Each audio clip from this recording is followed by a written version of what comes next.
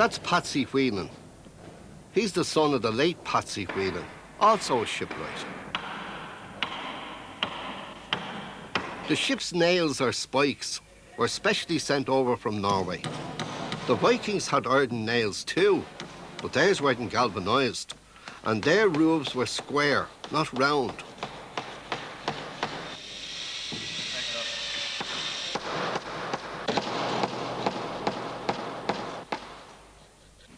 Isn't it remarkable that the old Viking method of clinker construction, where each strake overlaps the previous one and is riveted together, continues to be used in boat building today?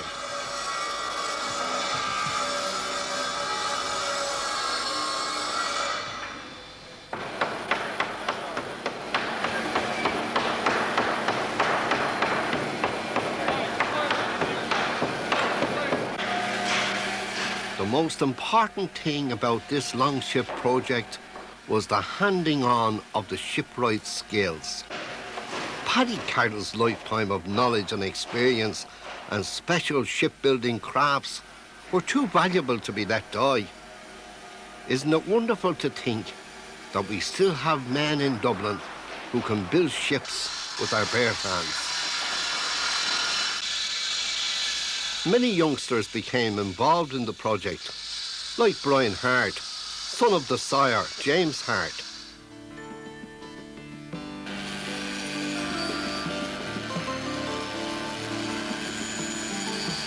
Nothing went to waste. Offcuts were given to the old people of the neighbourhood for firewood.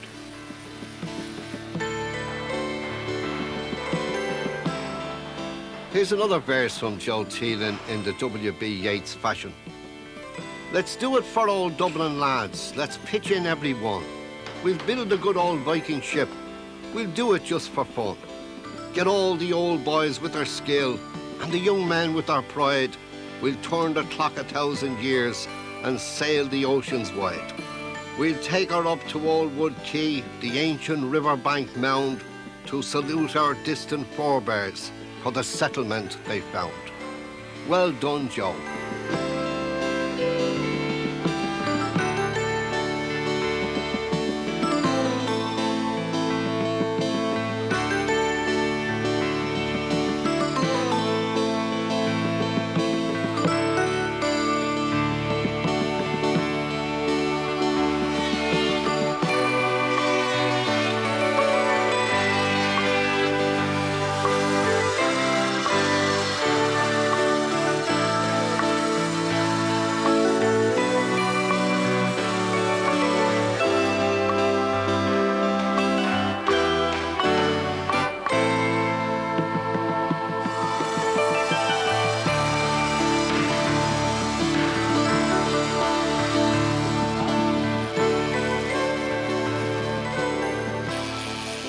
This is the only difference between the construction of an old Viking longship and a modern clinker-built vessel.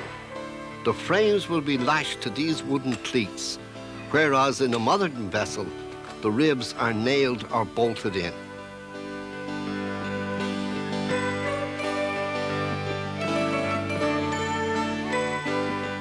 They're seamen's chests. The Vikings called them booty boxes. So I suppose they had a change of drawers and a change of socks in the Vikings' lunch. I wonder had they the little tea and sugar boxes. You know, the ones with the tea at one end and the sugar at the other end, and the little baby power bottle of milk.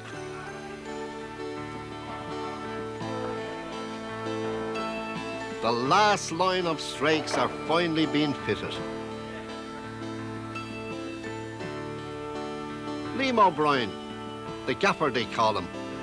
He's been lying around the longship like the way Michelangelo lay around the Sistine Chapel. Oh, the agony and the ecstasy of it all. But you won't find a better painter in Dublin.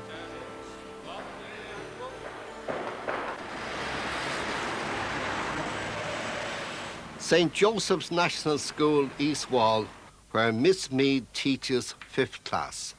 Broke is another Viking word, and it's very similar to an Irish word that we use nearly every day. Do you know what that is? Well, John, you have your hand up. Broke. Say it again. Broke. Broke. Good. What does that mean in English, John? Boots. Very good. And of course that tells us that the Vikings wore boots. What were the Vikings most famous as? Angela? Boat builders. Yes. And we have the Irish word board. The Vikings gave us that word, which means Boat. boat. The next word is shown. What does shoal mean in English? Derek? Sail. Very good. And we'll take one more word, and that is board. Now that is a word we use in the Irish and the English language. We have on board ship, and we have our board linga in Irish. Repeat that after me. Board linga. I want you to paint a Viking longship, a boat, a board, and be sure you put in their big sail. And of course, don't forget their shields and oars as well. Now, I want you to illustrate those words. Get started.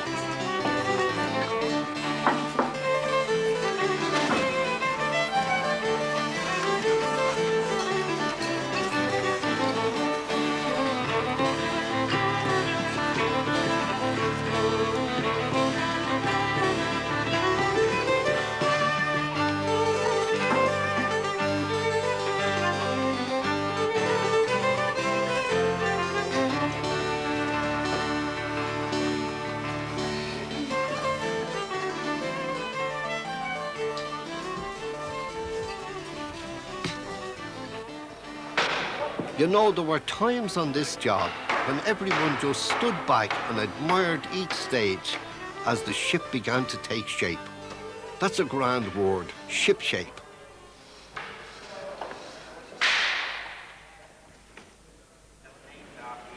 Now, the heavy oak frames were to be fitted, and of course, Paddy Carroll was there to see that the job was done right.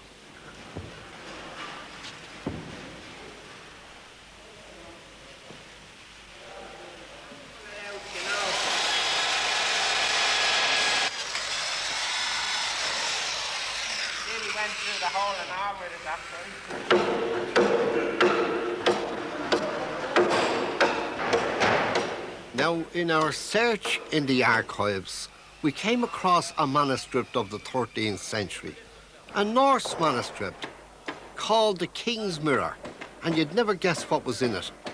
A father giving advice to his son. How many fathers have given advice to their sons? And how many sons have followed the advice of the father? Well, this lad seemed to follow his advice. And here's what the father said to him. If you're preparing to carry on the trade beyond the seas, sail your own ship. Have it thoroughly coated with tar in the autumn, and if possible, keep it tarred all through winter. Also, buy shares in good vessels, or in none at all. And keep your ship attractive, for then capable men will join you, and it will be well manned. And be sure to have your ship ready in the summer, and do your travelling when the season is best. And I wouldn't be a bit surprised if that fella became a wealthy merchant down in Wood Quay. To make the frames with accuracy, they had to have templates of the profile of the lapstrakes. These are two deaf and dumb lads, PJ and Eddie, with skills at their fingertips. Paddy Carroll, the shipwright, was amazed at the way they picked up all the knacks of the trade. The nice thing about the task and its force is that everyone is dedicated to his or her job, and there's a few bob from fast for the project to give dignity to the work. John Hawkins, a Raytown Rings End man, prepares the lashing for the frames. That one is ready to be lashed. It's ready to be lashed.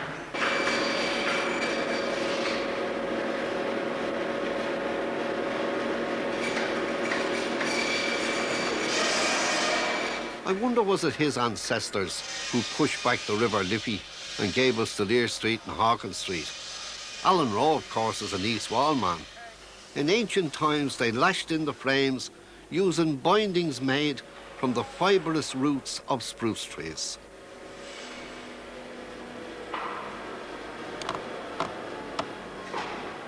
Stick.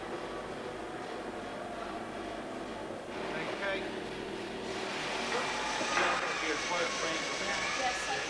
The Norwegians showed great interest, but then didn't they give us the plans? Didn't they give us the nails? So naturally their ambassador to Ireland, that nice lady, Miss Kirsten Ohm, visited the work in progress and gave it her blessing. Mind you, she'd make a fine good sailor, the way she skipped up that ladder. Ship ahoy there, Tom Stafford. Tom is the chairman of the committee.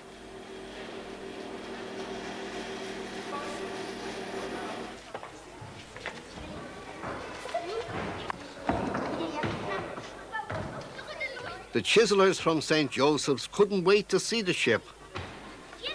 There's no better man to answer their questions than John Masterson. Many thanks. That's a good question. I don't even know that myself. How much did What wood was the ship made out of? Oak, larch and beech. Will it have a sail on the boat? We'll have a sail, yes. Would you like to count the nails? Yeah. Yeah. It'll take you about 2 weeks if you want to do it. How are we going to get it out? Take that gable end down and then put her on grease planks and rollers and bring her around to the slipper. Just when things were going well, one big problem arose. Where in the world were they going to get the large, heavy oak timber to support the mast? After searching Ireland and Europe, they located what they required in Wales.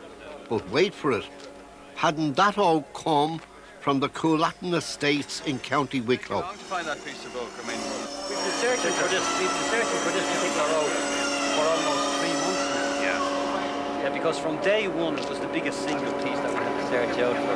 Right. We've sort of been looking around and searching, and at last it has arrived. Isn't it amazing how problems have a habit of working themselves out? 2 new sponsors offered to pay for the oak and another one to carry it, bring it over from Wales. PJ, with a bit of help from Eddie Marr, nearly finished laying the flooring.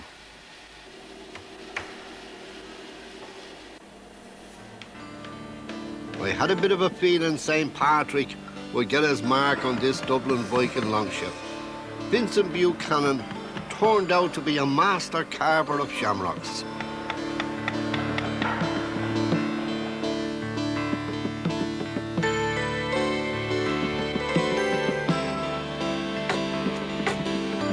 "32 tailor-made oars, perfectly balanced on the loom side, the end nearest the hand. The Vikings used to put covers on the oar ports so that they could close them in stormy seas. Didn't they think of everything? It's nice to see the old drawn knife in use.